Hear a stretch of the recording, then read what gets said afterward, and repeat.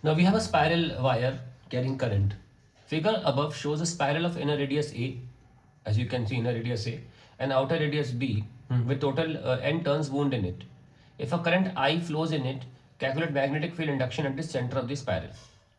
So from this spiral, I've taken a small thickness, as you can see it's a shaded part.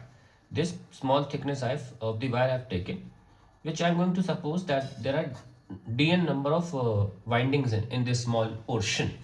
So I've taken this out and I'm writing the formula for magnetic field due to a circular wire at its center.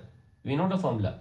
Now, what I use is that uh, magnetic field due to a wire at its center is Ki by radius into the angle subtended by the arc of the wire. Since it's a circle, it is subtending the 2 pi radian angle.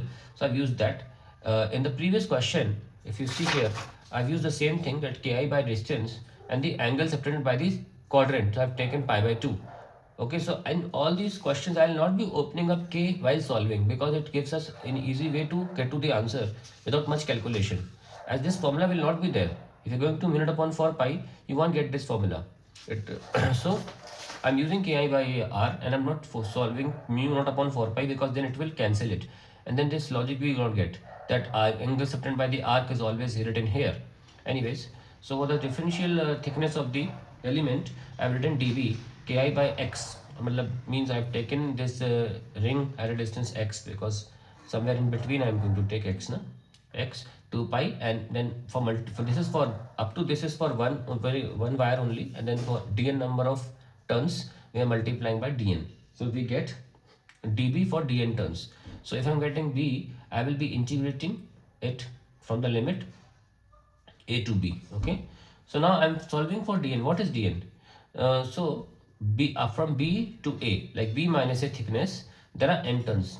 For dx thickness, how many turns are there? N upon b minus a into dx.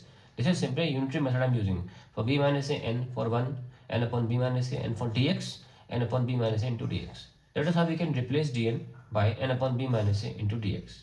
Now n upon b minus a can also be taken outside. Now this time I have opened up k, mu naught upon 4 pi. So you'll get this value.